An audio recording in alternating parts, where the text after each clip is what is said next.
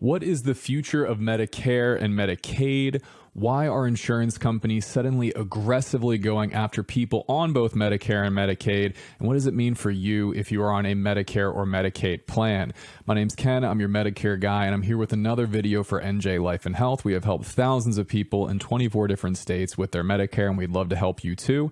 In this video, we're going to dive into an amazing article by Axios explaining why health insurance companies are suddenly trying to get more and more people who are on both Medicaid and Medicare into their dual eligible plan. So let's dive into it. So as you can see, the article is entitled Major Shift: Health Insurers Are Suddenly Coveting Sicker Patients. This is an Axios article. I will link it down below if you want to read it yourself. People who are eligible for both Medicare and Medicaid, a group that is generally low income with complex health needs, are expected to generate billions in profit for health insurers in the coming years, despite being a group that typically racks up expensive healthcare bills. Before we go any further, I want to make a distinction on the differences between Medicare and Medicaid. Medicare is a federal level health insurance program specifically designed for people over the age of 65 or people under 65 who have disability status. It's really age-related or disability status-related.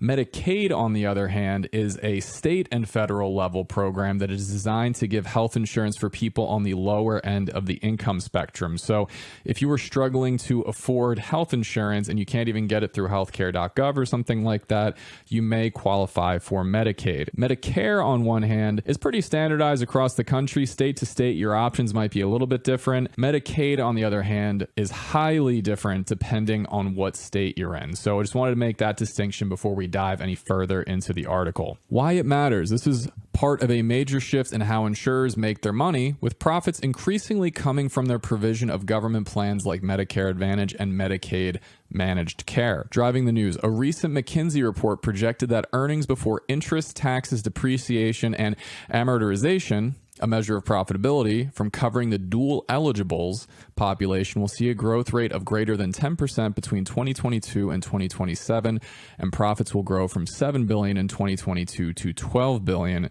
in 2027. Okay, a lot of business jargon. What does this mean? Dual eligible is people who are both on Medicare and Medicaid. And when you are dual eligible, you are able to get private health insurance plans that essentially replace your state Medicaid benefits with a private insurance company.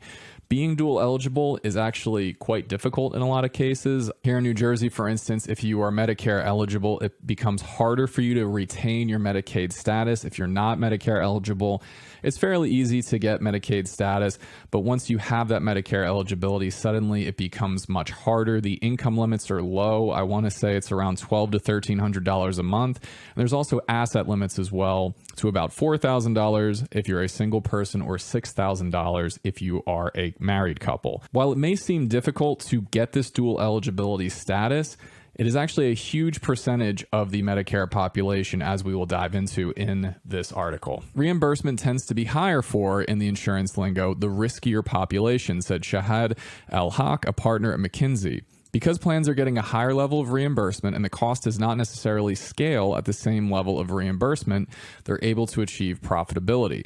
Plans for dual eligibles had some of the highest profit margins among private Medicare Advantage plans in 2021. This is where things get interesting. So the government looks at these dual eligible individuals and says these people are potentially older, they're on the lower end of the income spectrum, and on top of all of that, they might have more health issues. So they are compensating the health insurance companies with higher rates, which means there's a bit of a gold rush for these companies to come in and get this government money for dual eligible plans. So some important things to know about dual eligible plans if you are thinking about getting one is dual eligible plans work a lot like Medicaid in that they are almost always $0 per month and almost all the care is usually $0 as well. The catch-22 to all this is even though it's a $0 premium and all your care is free, and on top of that, they might even give you great benefits like monthly or quarterly grocery allowances and over-the-counter benefits and all these amazing things, is the networks can actually be quite limited in a lot of cases. Now, I know from my own experience that when I go to my local doctor's office, my GP, he has a big, post outside of his office that says, if you are on Medicaid, I legally cannot treat you. The percentages of doctors that take Medicaid individuals is rather low, and the people that are on dual eligible plans could run into the same issue. So while everything is free, in most cases, this obviously varies state to state, while everything is free, it could be tough for you to find doctors and care for your specific ailments. Now, almost all hospitals participate, so if you have emergency care like an ER visit or something like that, you should be able to get care still at $0. It's just finding GPs and specialists and those kind of things that can sometimes be a challenge. Not always, but it can sometimes be the case. The big picture: the profitability of insurance plans government segment is expected to be 65% higher than the commercial segment by 2027 per McKinsey. This coincides with the rising prevalence of people with government-funded insurance enrolling in private health plans. More than half of seniors are now enrolled in MA plans, spurring contentious debate over whether the program is a good deal for the government in light of Medicare's financial instability. This is important because original Medicare is something you have to pay for regardless, but a lot of people have been entering into these private health plans, be it Medicare Advantage plans or dual eligible plans, the Medicare, Medicaid plans we've been talking about. As people leave that original Medicare system, the initial point of having these private insurance companies that really take over your original Medicare benefits was this was initially supposed to cost the government less money. The private insurance companies lobbied years ago and said, you should let us do Medicare Advantage and, these dual eligible plans because it should take people off the books and make this more cost effective for you. This is highly up for debate. We can definitely do another video where we talk about, is Medicare better or is Medicare Advantage better in terms of just cost? But we're facing an issue where there's an aging population and people are living longer, but they're not necessarily having the same quality of life. And as people live longer and accrue more medical bills, the system itself can have a lot of stressors on it. Medicare is already unstable as it is. It costs a lot of money to run this and take care of all these older adults and people with disabilities. Are these private plans the answer, or is it making it a more pronounced issue? That's something we have to look at as time goes on. By the numbers, between 12 and 13 million people receive health coverage from both Medicare and Medicaid. And in 2023, 29% of them were enrolled in a private Medicare Advantage plan specifically designed for this population per KFF. About half received their coverage in 2020 from traditional Medicare, while the other half were enrolled in Medicare Advantage, whether that was a special plan or not. Humana recently reported that enrollment in its special dual eligible plans increased by 30% between December 2022 and December 2023. We have definitely seen an increase in the advertising that has been happening for these dual eligible plans, and it's pretty easy to advertise these plans because they come with some amazing benefits. I mentioned earlier that there are grocery benefits that could be hundreds of dollars a month or a quarter. There's over-the-counter benefits. Sometimes there's transportation benefits. And on top of that, $0 premium. In many cases, they pay your Part B premium, and you might not have any out-of-pocket costs whatsoever. So if you qualify for both, this is a pretty easy sell, and a lot of people do like these plans. The vast majority have low incomes. In 2020, 87% of all Medicare and Medicaid enrollees had an income of less than $20,000 per KFF. Nearly 40% were under age 65, but eligible because of a long-term disability. And around 1 in 10 lived in long-term institutional care, such as a nursing home. Just over a quarter of total enrollees had 5 or more chronic conditions. So this is the trade-off for health insurance companies. They obviously want the higher reimbursement rates and everything like that, but they also face the fact that most people on Medicaid are low income, in many cases due to their severe medical issues. And a lot of people are in a long-term institution setting as well. A lot of people don't know this, but if you can't afford a nursing home, which could be anywhere from $5,000 to $15,000 a month, depending on where you live, Medicaid is the one that picks up the bill. Now, there are downsides to that. They can usually, claim assets and claim money and all those things while you're on Medicaid to offset that cost of nursing homes. But it doesn't surprise me that a lot of people on Medicaid and Medicare are also in nursing homes because that's a way a lot of people get the nursing home care that they need. Yes, but it's unclear how well most of these private plans are coordinating enrollees' care between Medicare and Medicaid, experts say, and insurers may be attracting some of the less costly dual patients. Yes, they are the sickest and most disabled and most vulnerable, but within them you have people who are extremely high need and some who are not very high need, said Ariel Mir, Vice President of Healthcare of Arnold Ventures.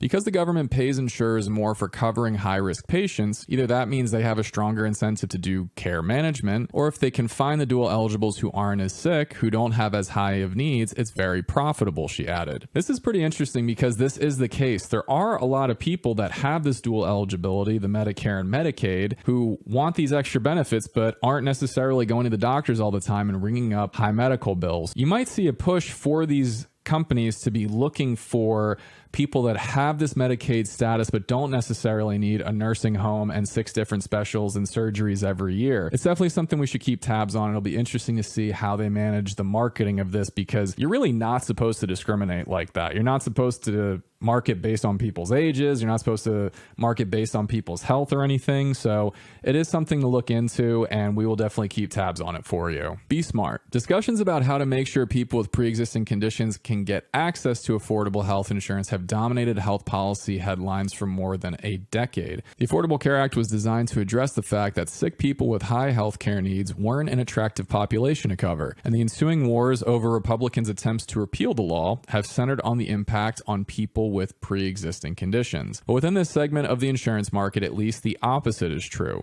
The highest needs population is expected to bring in the biggest bucks in the coming years. So a bit of a history lesson. One of the most controversial parts of the Affordable Care Act is that people with pre-existing conditions were covered. There was no underwriting. There was no looking into people's health history. You just need to fill out the paperwork and you could get health insurance from a state marketplace.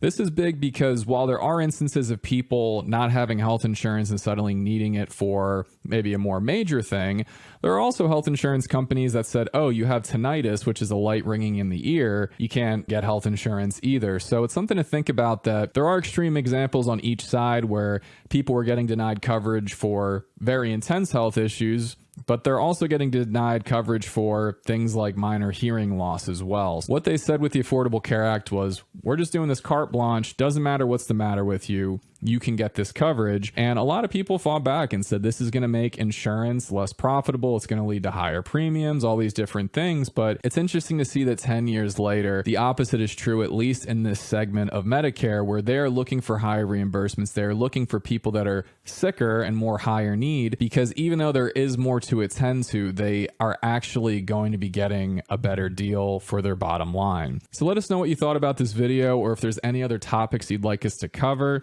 My prediction, and this is pure speculation, is we might see more of a lobbying effort to get more people on Medicaid. It's currently pretty hard to maintain Medicaid status once you're also Medicare eligible. I wouldn't be surprised if certain states raise the income limits, raise the asset limits, make it easier to get Medicaid while you're on Medicare, so more people can indeed enroll in these plans. But I'd love to know what you think. Do you have a dual eligible plan? Do you like it? Do you want to avoid it? Do you like traditional Medicare instead? Do you like Medicaid, not the dual eligible? I'd love all your thoughts, and I'd also like to know if there are any other topics you'd like us to cover. We're going to be diving into Medicare news throughout the year, and we also have a bunch of great how-to videos on our channel, so please like and subscribe. And if you need any help with your Medicare, we are always happy to help you out. We are NJ Life and Health. We have helped thousands of people with their Medicare across 24 different states. The states that we cover are listed in the About section below, so if you ever have any questions, don't hesitate to call us. We can help you with original Medicare, Medicare Advantage, or dual eligibility. We'd be happy to sort things out and make sure you have the best possible Medicare experience. So visit our website at www.njlifeandhealth.com if you are in one of the states that we service, or you can call our Toms River, New Jersey office at 848-226-6897 to make sure you have everything you need for your Medicare. So once again, I have been Ken, your Medicare guy. Let us know what you think in the comments below.